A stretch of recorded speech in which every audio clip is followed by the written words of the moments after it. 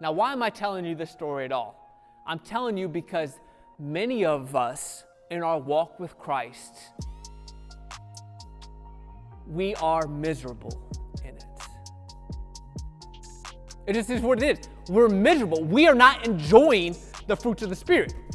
It was just like me and Carrie. We are on vacation. We in Barcelona, Spain. We ain't never been there before in our life. And yet we can't enjoy one step we're taking because we got these burdens on us. We ain't enjoying the festivities. We ain't enjoying the cafes that are outside. We're not seeing this beautiful architecture of the churches. We're not seeing the touristy stuff. Why? Because we got this big bag on us. Like we loaded down with burden. And my wife's carrying it all. You know what I'm saying? Half her body weight in this thing. And we miserable on vacation. And a lot of us, we like this with our walk with God. We miserable. We got Jesus, but it's horrible. We're not displaying any of what we're supposed to, right? Because Galatians 5:22 says this, but the fruit of the Spirit is love, is joy, peace, forbearance, kindness, goodness, faithfulness, gentleness, and self-control. Against such things there is no law. And yet many of us, as we walk with Christ,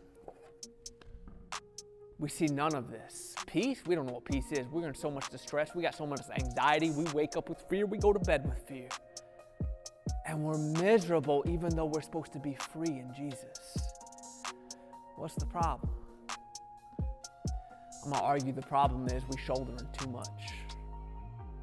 We got too much burden on us, and we self-inflicting it to us because Christ died to take the burden from us. And I'm talking sin, but I'm talking the other stuff that we add that we think life is going to be better with. You know, the bigger and better, the greater, the grander. We add those things thinking life is supposed to be about those. And I'm telling you right here and now, you don't find out the realness of life by adding to it. It's by taking it away that you find your peace, that you find your joy, that you find where you're supposed to be, your God in the situation. I couldn't add one more thing to Carrie's bag to make her happier. I just couldn't. It's not in the accumulation of things. It's in the releasing of them that you don't want them no more. That you get to lay them down at the boat and they take them from you and you get to go walk in peace. Because I'm telling you, in Barcelona, it exemplified what I'm trying to tell you here. We had everything. I'm talking 10 days worth on our back. We had everything. And yet we experienced nothing good with it. And yet when we dropped that everything, we had nothing. And yet we finally got to experience everything as we should on vacation, with joy, with peace, with wonder and awe.